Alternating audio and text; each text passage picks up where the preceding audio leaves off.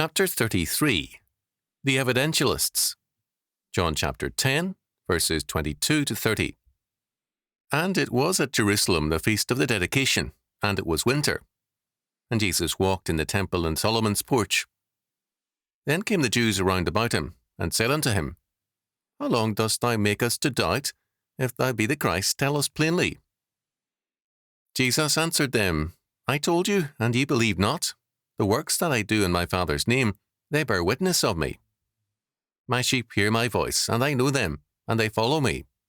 And I give unto them eternal life, and they shall never perish, neither shall any man pluck them out of my hand. My Father, which gave them me, is greater than all, and no man is able to pluck them out of my Father's hand. I and my Father are one.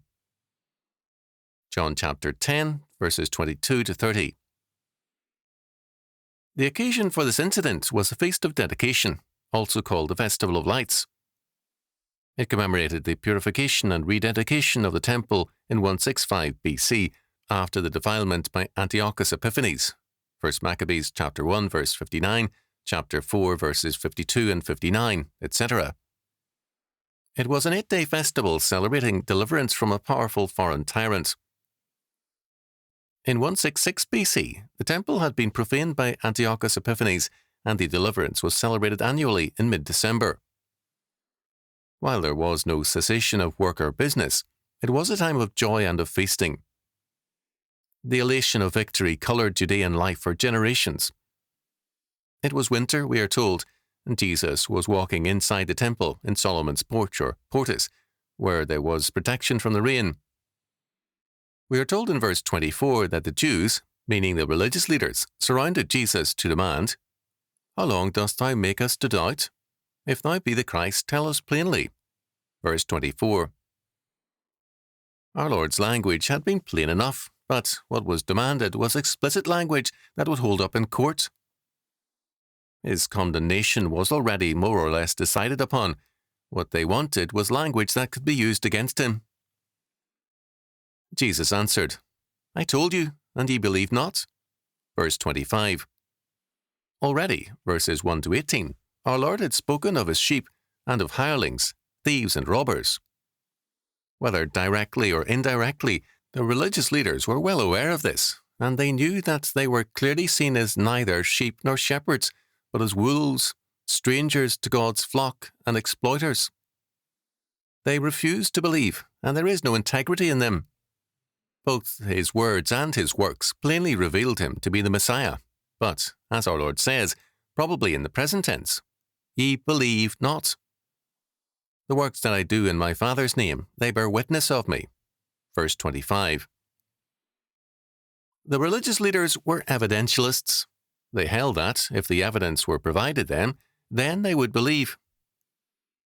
E.J. Carnell, a consummate evidentialist, said, Bring on your revelations, let them make peace with the law of contradiction and the facts of history, and they will deserve a rational man's assent.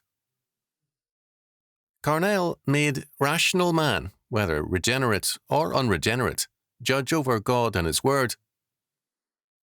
Since Carnell saw adherents of rationalistic apologetics like himself as the true judges, he implicitly denied truth to any revelation, if unapproved by himself.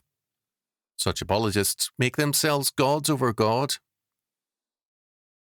The religious leaders of our Lord's day were determined that they alone could assess Jesus' credentials. They rejected both his words and his works, our Lord reminds them. But Jesus does not let the matter rest there. But ye believe not, because ye are not of my sheep, as I said unto you. Verse 26. His sheep know their shepherd's voice. Here was a plain statement of his nature and being. The religious leaders knew that God speaks of himself as the Good Shepherd, as did Jesus. Could anything point more plainly to Jesus as a Messiah, as God's anointed one? Two basic statements have been made. First, I am the Good Shepherd. Verse 11, that is, I am God, the one true shepherd. Second, ye are not my sheep. Verse 26, you are reprobate, and you are pretenders. A more blunt denunciation is hard to imagine. He is God, and you are not of God, but rather against him. My sheep hear my voice, and I know them, and they follow me. Verse 27. They hear and they follow. The religious leaders did neither. They collected evidence to condemn him. Hendrickson called attention to the fact that in verses 27 to 28, we are told of three things that Christ's sheep must do. First, they listen to Christ's voice. Second, they follow him. And third, they shall never perish because of his grace. Jesus also says of himself, first, I know my sheep. Second, I give them everlasting life. And third, no power will ever take them out of his hand. Despite the quibblings of some, verses 27 to 28 plainly tell us of our eternal security in Christ. Because our salvation depends not on what we do, but on what he has done, no man nor anything in heaven or on earth can take away our salvation. This is even more plainly stated in verse 29. My Father, which gave them me, is greater than all, and no man is able to pluck them out of my Father's hand. It is a remarkable fact of man's persistent egocentricity that so plainly stated the doctrine is rejected. On occasion, non-professionals, that is, men who are not theologians or clergymen, have stated their objection honestly. They do not want either their salvation or their personal security or perseverance to slip out of their hands. They want God's help, but not his control and government. As a result, they prefer an uncertain salvation to eternal security. There is a double security for us in this text. In verse 28, our Lord says, Neither shall any man pluck them out of my hand. In verse 29, we are told, No man is able to pluck them out of my Father's hand.